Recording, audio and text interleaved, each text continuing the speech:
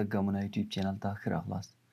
که نه غواړئ چې د اکسل مغلق او پیچلې فرمولې یاد او زده کړئ، نو تاسو کولی شئ د خپلې خوښې ټول تغییرات یوازې د ساده متن په لیکلو سره په خپل فایل یا ډیټا کې راوړئ. نو راځو په ویډیو باندې پیل کوو. له هر څه وړاندې د خپلې خوښې براوزر خلاص او په سرچ بار کې سپریډ شیټ AI ولیکئ. په لومړني لینک باندې کلیک وکړئ. له لومړني لینک باندې د کلیک نه وروسته په کریټ یور فرست شیټ باندې کلیک وکړئ. تاسو په کریټ نیو باندې کلیک وکړئ. فایل واخلئ، نوی فایل. دغې صفحې ته په رارسېدو تاسو اډ نیو باندې کلیک وکړئ. چټ انتخابوئ. موږ دلته راځو په AI پاورډ سپریډ شیټ باندې کار کوو. دلته تاسو ته 3 اپشنه درکوي. آیا تاسو فایل اپلوډ کوئ؟ په دویم اپشن کې تاسو کولی شئ کاپي شوي ډیټا دلته پیسټ کړئ، او په دریم کې تاسو ته یوازې د پریکټس په خاطر باندې ځینې ټمپلیټ یا نمونې درکوي.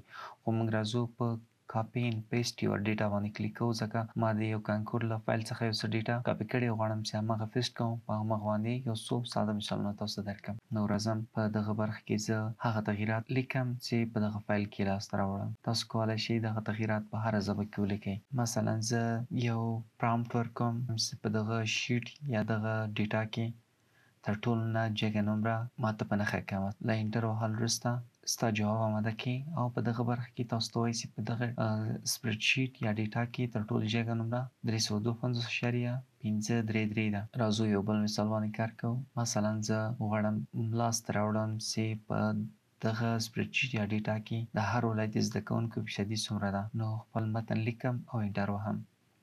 انټر وهلو وروسته ستاسو جواب آماده کوي. څنګه چې تاسو په صفحه باندې ګورئ، دلته یې تاسو ته د هر ولایت د زده کوونکو فیصدي د یو جدول په شکل تاسو ته درکړه، بغیر له دې نه چې تاسو مغلق یا پیچلې فارمولې وکاروئ. یوازې د ساده متن په لیکلو د خپلې خوښې تغییرات پکې راوړلی شئ.